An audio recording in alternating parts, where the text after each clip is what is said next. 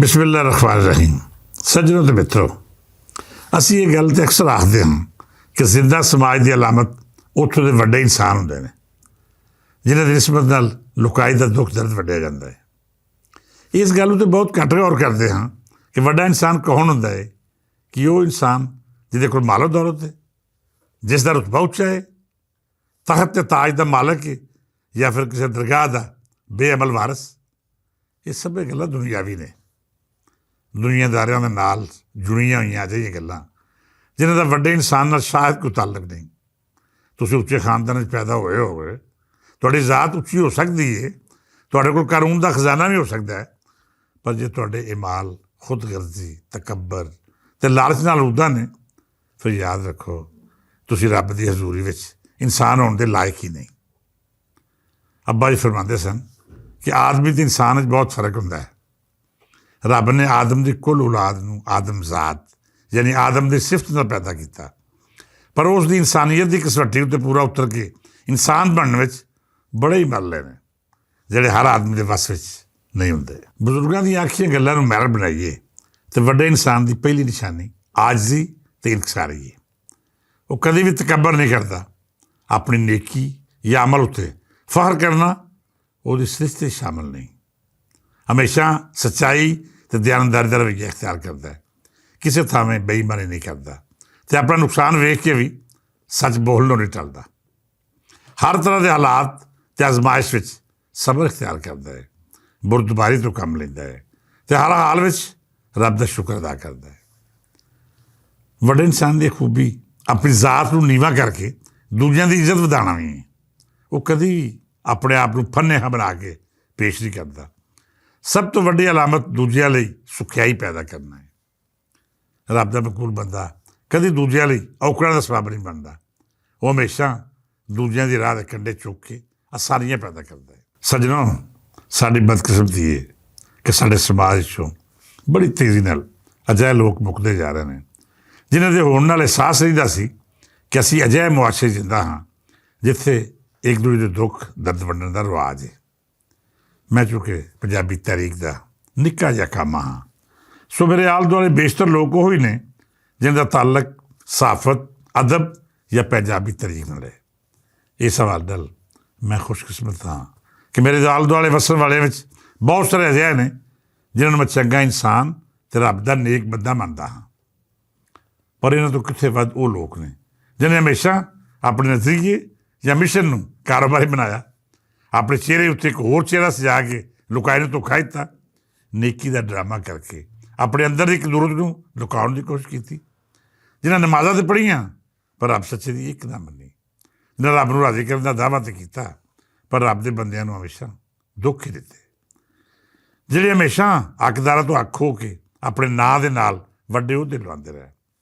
ਮੈਂ ਅਜਿਹੇ ਬੜੇ ਲੋਕ ਵੇਖੇ ਨੇ ਜਿਹਨੇ ਹਮੇਸ਼ਾ ਦੂਜਿਆਂ ਦੀਆਂ ਜੇਬਾਂ ਕੱਟ ਕੇ ਆਪਣੀ ਆਸਾਇਸ਼ਾਂ ਦੇ ਅਸਬਾਬ ਕੀਤੇ, ਫਿਰ ਜਿਸ ਦੀ ਜੇਬ ਇਹਨਾਂ ਹੱਥੋਂ ਕੁਟੀਚੀ ਉਹਨੂੰ ਦਰਾਸਾ ਦੇਣ ਵੀ ਅੱਪੜ ਜਾਂਦੇ ਰਹੇ। ਸਾਡੇ ਸਮਾਜ ਵਿੱਚ ਅਜਿਹੇ ਨੌਕਰਬਾਜ਼ ਦੀ ਕੋਈ ਘਾਟ ਨਹੀਂ ਜਿਹੜੇ ਵੰਨ-ਸੁਵੰਨੀਆਂ ਸ਼ੋਧਾਬਾਜ਼ੀਆਂ ਨਾਲ ਆਪਣੇ ਆਪ ਨੂੰ ਵੱਡਾ ਸਾਬਤ ਕਰਨ ਦੀ ਕੋਸ਼ਿਸ਼ ਵਿੱਚ ਅਕਸਰ ਆਪਣੀ ਹਸੀਅਤ ਤੋਂ ਥੱਲੇ ਡਿੱਗ ਪੈਂਦੇ ਨੇ।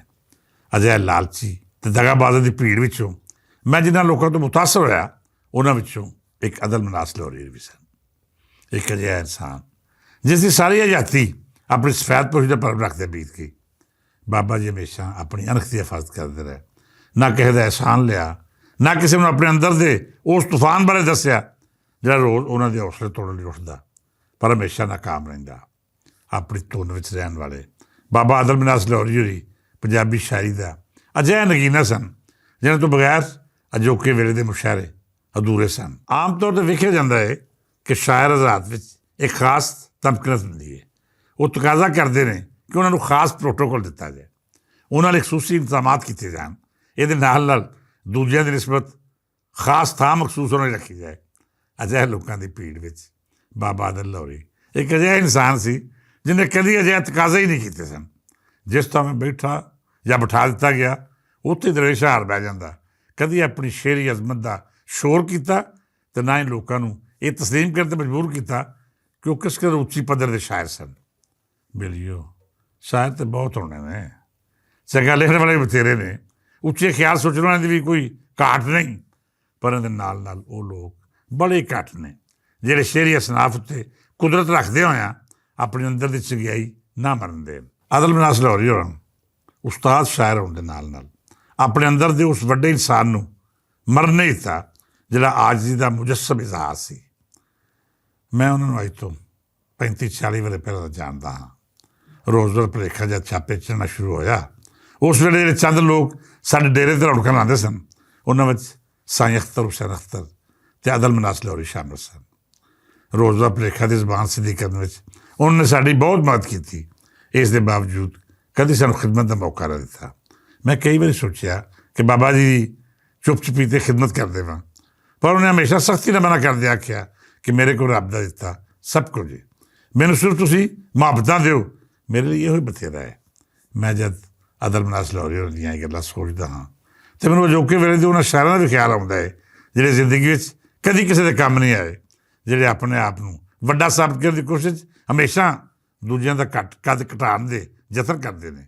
ਕਦੀ ਕਿਸੇ ਨੂੰ ਆਪਣੇ ਤੋਂ ਵੱਡੇ ਸ਼ਾਇਰ ਨੂੰ ਇਸਟੈਬਲਿਸ਼ਮੈਂਟ ਦੀ ਪੈਦਾਵਾਰ ਆਖਦੇ ਨੇ ਅਤੇ ਕਦੀ ਇਸ ਝੂਠੇ ਜ਼ੋਮ 'ਚ ਮੁਬਤਲਾ ਹੋ ਕੇ ਡਰਾਮਾ ਸ਼ੁਰੂ ਕਰ ਦਿੰਦੇ ਨੇ ਕਿ ਮੇਰੇ ਤੋਂ ਹਰ ਸਰਕਾਰ ਨੂੰ ਖਤਰਾ ਰਿਹਾ ਹੈ, ਇਸ ਕਰਕੇ ਮੇਰੀ ਮੁਖਾਲਫਤ ਕੀਤੀ ਜਾਂਦੀ ਹੈ ਅਤੇ ਦੂਜੇ ਸ਼ਾਇਰਾਂ ਨੂੰ ਪ੍ਰਮੋਟ ਕੀਤਾ ਜਾਂਦਾ ਹੈ। ਹਾਲਾਂਕਿ ਇਹਨਾਂ ਕਾਗਜ਼ੀ ਸ਼ਾਇਰਾਂ ਨੇ ਮੁੱਦਤ ਤੋਂ ਉਹ 2-4 ਗਜ਼ਲਾਂ ਅਤੇ 2 ਨਜ਼ਮਾਂ ਹਰ ਮੁਸ਼ਾਇਰੇ 'ਚ ਪੜ੍ਹ ਕੇ ਲੋਕਾਂ ਨੂੰ ਯਾਦ ਕਰਾ ਛੱਡੀਆਂ ਨੇ। ਉਹ ਨਵਾਂ ਖਿਆਲ ਨਾ ਤਾਂ ਇਹਦੀ ਸ਼ਾਇਰੀ ਦਾ ਹਿੱਸਾ ਹੈ ਅਤੇ ਨਾ ਹੀ ਕੋਈ ਨਵੀਂ ਤਖਲੀਕ ਇਹਨਾਂ ਵੱਲੋਂ ਸਾਹਮਣੇ ਆਉਂਦੀ ਹੈ। ਇਹਨਾਂ ਦੇ ਮੁਕਾਬਲੇ ਵਿੱਚ ਇੰਤਹਾਈ ਨਫੀਸ, ਦਰਵੇਸ਼ ਅਤੇ ਸੂਫੀ ਮੁਨਸ਼ੀ ਅਦਲ ਮਨਾਸ ਲਾਹੌਰੀ ਕਿੱਡੇ ਉੱਚੇ ਕੱਦ ਦੇ ਇਨਸਾਨ ਤੇ ਸ਼ਾਇਰ ਸਨ, ਜਿਹਨੇ ਹਮੇਸ਼ਾ ਆਖਿਆ ਕਿ ਸਾਰੇ ਪੰਜਾਬੀ ਲਿਖਣ ਵਾਲੇ ਮੇਰੇ ਤੋਂ ਉੱਤੇ ਨੇ, ਮੈਂ ਸਭ ਤੋਂ ਪਿੱਛੇ ਅਤੇ ਸਭ ਤੋਂ ਨਿਮਾਣਾ। ਇਸ ਆਜਜ਼ੀ ਅਤੇ ਇਨਸਾਰ ਦੇ ਬਾਵਜੂਦ ਲੋਕ ਜਾਣਦੇ ਸਨ ਕਿ ਅਦਲ ਮਨਾਸ ਲਾਹੌਰੀ ਜਿਸ ਉੱਚੀ ਪੱਧਰ ਉੱਤੇ ਕਲਾਮ ਕਰਦੇ ਨੇ ਉਹ ਹਰ ਆਮ ਨੂੰ ਨਸੀਬ ਨਹੀਂ ਹੁੰਦੀ। ਅਦਲ ਮਨਾਸ ਲਾਹੌਰੀ ਹੋਰੀ ਅੱਜ ਦੁਨੀਆ ਤੋਂ ਚਲਾਣਾ ਕਰ ਗਿਆ। ਮੈਂ ਉਹਨਾਂ ਦੇ ਜਨਾਜ਼ੇ ਵਿੱਚ ਰਲ ਲਈ ਬੜੀ ਹਿੰਮਤ ਕਰਕੇ ਗਿਆ। ਅੱਜ ਅਸੀਂ ਪੰਜਾਬੀ ਬੋਲੀ ਦਾ ਉਹ ਸੋਨਾ ਮਿੱਟੀ ਦੇ ਸਪੁਰਦ ਕਰਕੇ ਆਏ ਹਾਂ ਜਿਹਦਾ ਕੋਈ ਮੁੱਲ ਨਹੀਂ। ਇੱਕ ਅਜ਼ੀਮ ਇਨਸਾਨ, ਵੱਡਾ ਸ਼ਾਇਰ ਅਤੇ ਅਜੋਕੇ ਵੇਲੇ ਦਾ ਦਰਵੇਸ਼, ਦੂਜਿਆਂ ਦੇ ਦੁੱਖ ਵਿੱਚ ਸ਼ਾਮਲ ਹੋਣ ਵਾਲਾ ਅਤੇ ਆਪਣੀ ਖੁਸ਼ੀਆਂ ਵੰਡ ਕੇ ਖੁਸ਼ ਹੋਣ ਵਾਲਾ, ਅੱਜ ਬਾਬਾ ਅਦਲ ਲਾਹੌਰੀ ਦੁਨੀਆ ਤੋਂ ਟੁਰ ਗਿਆ ਹੈ। ਉਹਦੇ ਜਾਣ ਨਾਲ ਜਿਹੜਾ ਨੁਕਸਾਨ ਪੰਜਾਬੀ ਸ਼ਾਇਰੀ ਨੂੰ ਹੋਇਆ, ਉਹ ਤਾਂ ਆਪਣੀ ਥਾਵੇਂ ਸੱਜਣਾ ਮਿੱਤਰਾਂ ਦੀਆਂ ਬੈਠਕਾਂ ਸੁੱਜੀਆਂ ਹੋ ਗਈਆਂ, ਜਿਨ੍ਹਾਂ ਨੂੰ ਕਦੀ ਆਬਾਦ ਨਹੀਂ ਹੋਣਾ। ਇਸ ਦੁਆ ਨਾਲ ਇਜਾਜ਼ਤ ਦਿਓ ਕਿ ਰੱਬ ਸੱਚਾ ਅਦਲ ਮਨਾਸ ਲਾਹੌਰੀ ਹੋਰਾਂ ਨੂੰ ਬਚਤਾਂ ਵਿੱਚ ਥਾਂ ਦੇਵੇ, ਉਹਨਾਂ ਦੇ ਦਰਜਾਤ ਬੁਲੰਦ ਕਰੇ ਅਤੇ ਉਹਨਾਂ ਦੀ ਫੈਮਿਲੀ ਦੇ ਨਾਲ ਨਾਲ ਪੰਜਾਬੀ ਅਦਬ ਨਾਲ ਜੁੜਤ ਰੱਖਣ ਵਾਲੇ ਹਰ ਜੀਅ ਨੂੰ ਇਹ ਸਦਮਾ ਬਰਦਾਸ਼ਤ ਕਰਨ ਦਾ ਹੌਸਲਾ ਅਤੇ ਹਿੰਮਤ ਅਤਾ ਕਰੇ। ਕੱਲ੍ਹ ਫੇਰ ਕਿਸੇ ਨਵੇਂ ਮੌਜੂਦ ਨਾਲ ਗੱਲਬਾਤ ਹੋਵੇਗੀ। ਅੱਜ ਲਈ ਇੰਨਾ ਹੀ, ਇਜਾਜ਼ਤ ਦਿਓ। ਰੱਬ ਰਾਖਾ।